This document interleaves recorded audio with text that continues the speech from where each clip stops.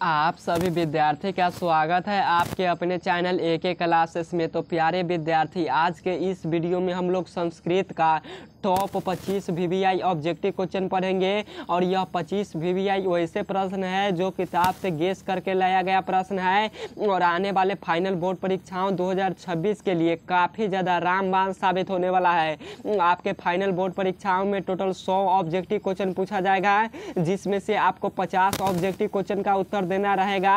और यह 25 क्वेश्चन आप लोग देख लेते हैं तो इन 50 प्रश्नों में से आप लोग 25 क्वेश्चन आराम से बना पाएंगे बोर्ड परीक्षा में, सिर्फ इस वीडियो को देखने से।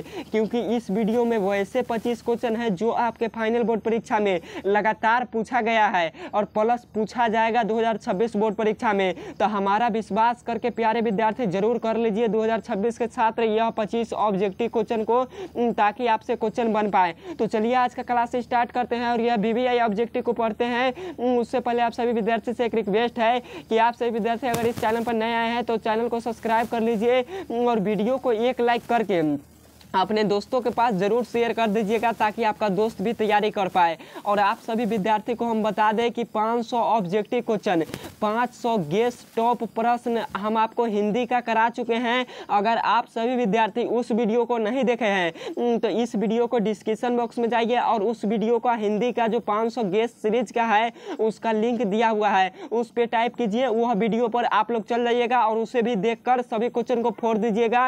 और हिंदी में भी आपका 100 क्वेश्चन आएगा, जिसमें से 50 को उत्तर देना रहेगा। और यह 50 क्वेश्चन कहां से पूछेगा, तो यह 50 क्वेश्चन यही 500 क्वेश्चन में से पूछेगा। कहां से, तो यही 500 ऑब्जेक्टिव में से।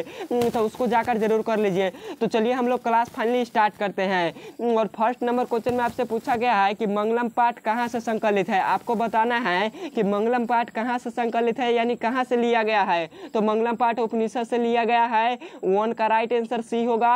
और हम लोग थोड़ा सा रिवाइज करके पढ़ लेते हैं। क्वेश्चन पूछता है कि वेद कितने प्रकार के, तो वेद 4 प्रकार के। पुराण कितने प्रकार के, तो पुराण 18 प्रकार के। उपनिषद कितने प्रकार के, तो उपनिषद 108 प्रकार के।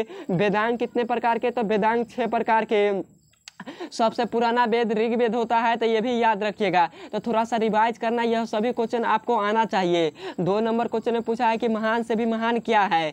तो महान से भी महान क्या है, तो आत्मा है। 2 का राइट आंसर ये होगा। और आत्मा प्राणियों के हृदय रूपी गुफा में अवस्थित है और आत्मा को बस में नहीं किया जा सकता है। तो यह क्वेश्चन को आपको जरूर याद रखना है, आता है क्वेश्चन। 3 नंबर क्वेश्चन है कि मंगलम पाठ के रचनाकार कौन है।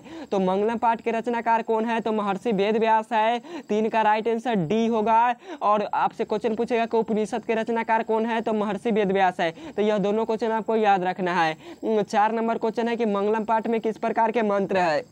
तो मंगलम पाठ में टोटल 5 मंत्र है, यह पांचों के पांचों मंत्र पद के रूप में है, यानी पदात्मक रूप में है।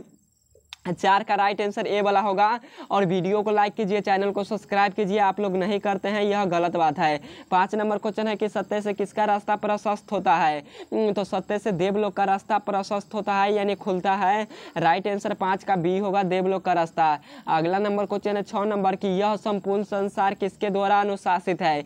यानी यह पूरी संसार किसके द्वारा चलता है, तो परमात्माओं के द्वारा चलता है। 6 का राइट आंसर बी वाला हो जाएगा।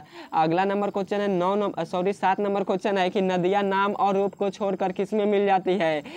अगर क्वेश्चन पूछ देगा, यह क्वेश्चन ना दे, आपसे क्वेश्चन डायरेक्ट देगा कि नदियां नाम और रूप अर्थात दोनों को छोड़कर किस में विलीन हो जाती है। तो आप बताइए आप क्या आंसर होगा। तभी भी आपका राइट आंसर क्या होगा कि समुद्र। नदियां अपने नाम और रूप दोनों को छोड़कर मिल जाती है समुद्र में, और नदियां अपने नाम और रूप दोनों को छोड़कर विलीन हो जाती है समुद्र में। तो दोनों का क्वेश्चन का राइट आंसर एक ही है, परंतु क्वेश्चन में विद्यार्थी भटक जाता है, तो आपको भटकना नहीं है।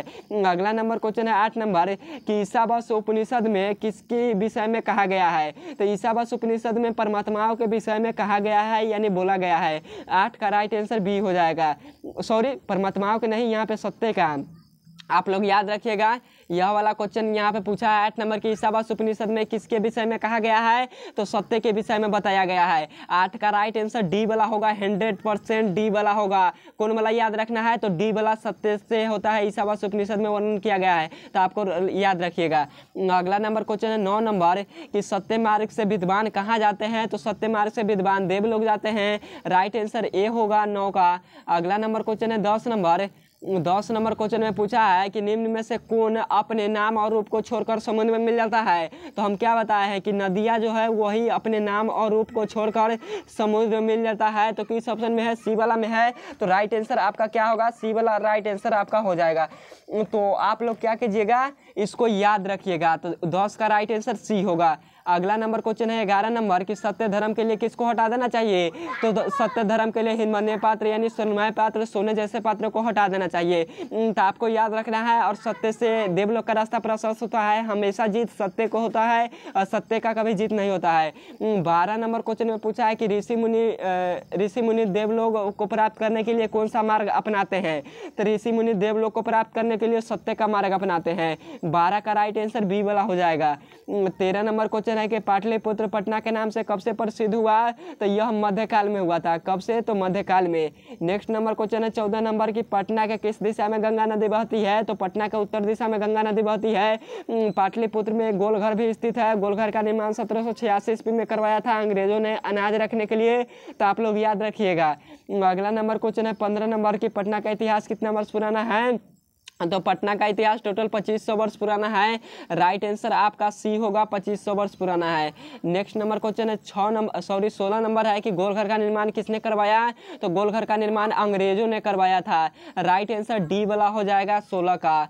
17 नंबर क्वेश्चन है कि पाटलिपुत्र में कौन बार बार आए थे। तो पाटलिपुत्र में भगवान बुद्ध ने बार बार आया था। राइट आंसर 17 का सी होगा। 18 नंबर क्वेश्चन है कि पटना नगर की पालिका देवी कौन है। तो पटना नगर की पालिका देवी पटन देवी है। 18 का राइट आंसर सी होगा। 19 नंबर क्वेश्चन है कि पटना में कौमुदी महोत्सव कब मनाया जाता था। तो पटना में कौमुदी महोत्सव कब मनाया जाता था। तो गुप्त वंश के शासनकाल में मनाया जाता था। अगर क्वेश्चन पूछ देगा कि पाटलिपुत्र में कौमुदी महोत्सव किस वंश वालों ने शुरू किया। तो गुप्त वंश वालों ने शुरू किया। और गुप्त वंश के संस्थापक कौन था। तो चंद्रगुप्त मौर्य था। तो ये भी क्वेश्चन याद रखिएगा। वैसे हम आपको पढ़ाने लगे चाहे ना तो आपका थ्योरी ऑब्जेक्टिव में हम बता देंगे। इतना कॉम्पिटिशन के साथ हम बोल रहे हैं। 20 नंबर क्वेश्चन है कि कौमुदी महोत्सव किसके शासनकाल में मनाया जाता था। तो कौमुदी महोत्सव चंद्रगुप्त मौर्य के शासनकाल में मनाया जाता था। और कौमुदी महोत्सव आजकल हम लोग जिस प्रकार दुर्गा पूजा मनाते हैं ठीक उसी प्रकार प्राचीन काल में हम लोग कौमुदी महोत्सव मनाते थे। और कौमुदी महोत्सव किस ऋतु में मनाया जाता था। तो कौमुदी महोत्सव शरद ऋतु में मनाया जाता था। और कौमुदी महोत्सव गुप्त वंश वालों ने शुरू किया। तो इतना क्वेश्चन आपको समझ में आया। तो यह 20 क्वेश्चन था। 25 क्वेश्चन हम आपको बोले हैं परंतु 20 क्वेश्चन करा पाए हैं, इसलिए सॉरी। फिर से